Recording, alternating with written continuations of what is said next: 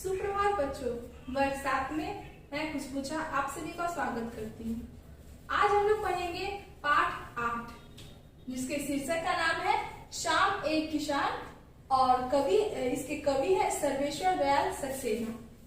आज बच्चों हम लोग जो पढ़ने जा रहे हैं वो एक कविता है और जिसके कवि कौन है तो सर्वेश्वर दयाल सक्सेना जी। देखिए बच्चों, इस कविता में प्रकृति के दृश्य का वर्णन किया गया है।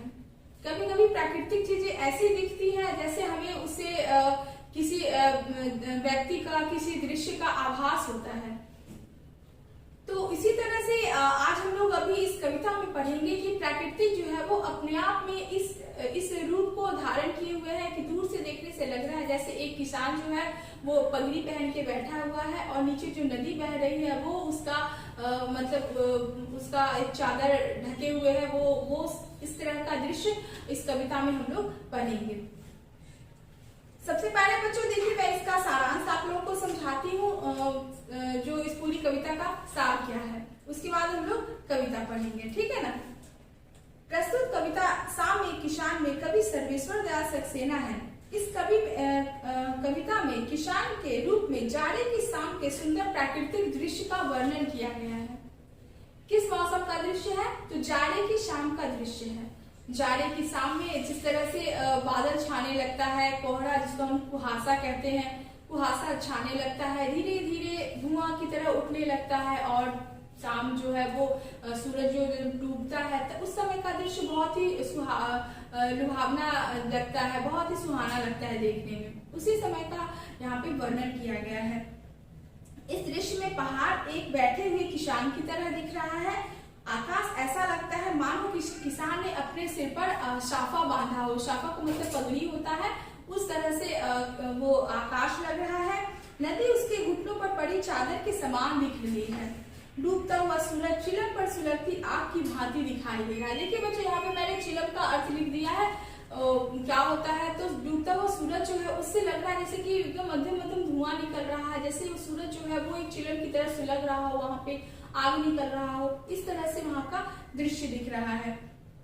आसपास खड़ा पलास का जंगल लाल फूलों से लदा हुआ अंगीठी की तरह लग रहा है। पलास एक पेड़ होता है, उस पर लाल लाल फूल खिलते हैं, तो पलास का पेड़ जो है वो लाल लाल फूलों से लदा हुआ है, भरा पड़ा है और दूर से देखने से वो लाल लाल फूल कैसे लग रहे हैं बच्चों, जैसे जली हुई अंगीठी हो। अंगीठी का मतलब आग होता है, जैसे उस पेड़ पर किसी ने जलती हुई अंगीठी डाल दी हो, इस तरह से दूर से वो दृश्य देखने में लगता है।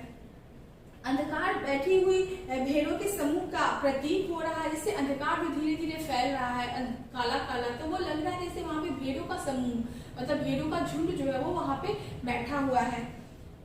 यह पूरा दृश्य शांत है। अचानक मोर बोलता है। ये सारा दृश्य देखने से हमें एकदम शांत सा लग रहा है। सिर्फ हम इसका अंदाजा लगा रहे हैं कि ऐसा ये दृश्य है, लेकिन सब कुछ शांत है, किसी से कहीं कोई आवाज नहीं आ रही। लेकिन अचानक से एक मोर बोल उठता है और मोर बोलते ही लगता है जैसे कि उसका बोली ऐसा लगता है जैसे किसान को कोई पुकार रहा है। मोर की बोली की आवाज जो है वो सुनने से लगता है जैसे किसान को कोई पुकार रहा है, बुला रहा है। और शाम होते ही सूरज छिप जाता है, अंधेरा हो जाता है और तब लगता है कि किसान जो है वो चिलम को उलट दिया है और आग बुझ गई है और सारा का सारा दृश्य शांत हो गया है।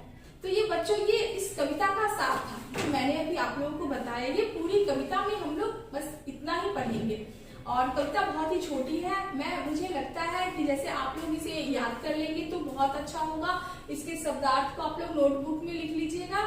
ये असाइनमेंट के द्वारा जो प्रश्नोत्तर मिले हैं उसमें भी आपकी सहायता करेगा ये। और दूसरी बात, जब ये शब्दार्थ को आप लोग लिखिएगा और समझिएगा तो मैं जो कविता पढ़ाऊंगी और उसके भावार्थ को समझाऊंगी तो आप लोग को ज्यादा आसानी होगी उसको समझने में। तो आइए बच्चों, हम लोग कविता की ओर चलते हैं।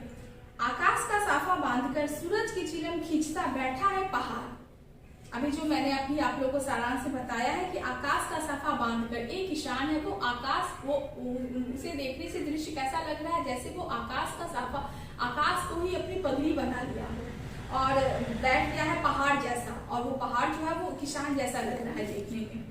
घुटनों पर पड़ी है नदी चादर सी, पास ही दहक रही है पलास के जंगल की अंगीठी। और घुटनों पर वो नदी जो है वो लग रहा है जैसे किसान के घुटनों ऊपर पड़ी चादर के समान है। नदी सफेद होती है, कल कल करके बह रही है, तो वो सफेद सफेद चादर की जैसी लग रही है।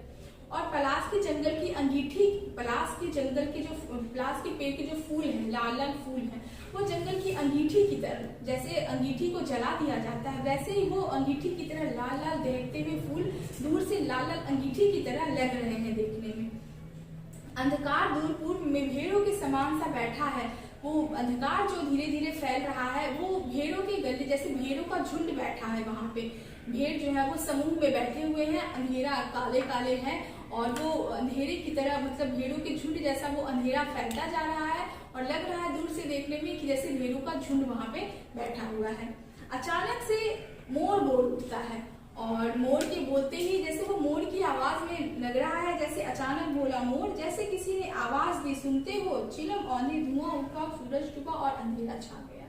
जब मोर बोलता है तो लगता है जैसे कि कोई किसान को पुकार रहा हो, कोई किसान को बुला रहा है और अचानक से मोर की आवाज पे किसान जो है वो चिलम को उलट देता है, अंधेरा छा जाता है और किसान अपना घर चला जाता है, सारा वातावरण बिल्कुल शांत हो जाता है। और कविता का यही भावार्थ है कि कविता में एक शाम के दृश्य, जैसे हो सकता है इस कविता में आप लोगों को कोई इधर क्वेश्चन भी पूछ दे कि इस कविता में किस समय का दृश्य का वर्णन किया गया है, तो बच्चों आप लोग कहिएगा कि जाड़े का मौसम है और शाम का दृश्य है, उसी का वर्णन किया गया है। बहुत ही सुंदर से सर्वेश्वर दयाल शर्मा जी ने, सक्सेना जी ने बहुत ही सुंदर ढंग से इस जाड़े का जो मौसम है और उसके दृश्य का वर्णन बहुत ही सुंदर ढंग से किया है और यही आपकी पूरी कविता का भावार्थ है।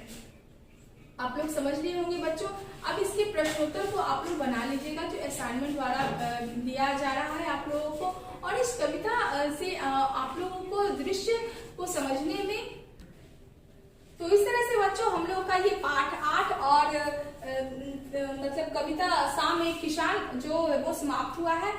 और इस पाठ में हम लोगों ने जाड़े के मौसम का शाम का दृश्य एक किसान के ऊपर चित्रित करके हम लोग इसे जो कवि है उन्होंने किसान को एक माध्यम लिया और उस पर चित्रित करके इस कविता को प्रस्तुत किया था, जो कि समझने में बहुत ही आप लोगों को आसानी हुई होगी और थोड़ा कविता भी बहुत अच्छी थी और बहुत अच्छे ढंग से आप लोगों ने समझा होगा।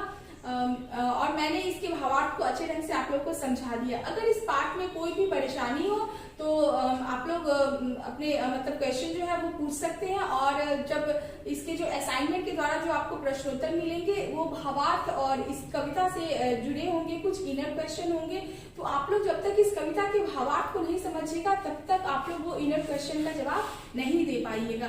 कविता बहुत ही छोटी है, इसको आप लोग याद कर लीजिएगा। और आप लोगों ने देखा कि किसान का कितना अच्छा मतलब रूप बना के कवि ने प्रस्तुत किया है कि किस तरह से पहाड़, आकाश, नदी, इन सभी को मिला के और किसान का रूप किस तरह से प्रस्तुत किया गया है। तो इस वीडियो में बच्चों अभी हम लोग पाठ 8 में यही पढ़े हैं, बाकी हम लोग मिलेंगे पाठ 9 में। तब तक के लिए धन्यवाद।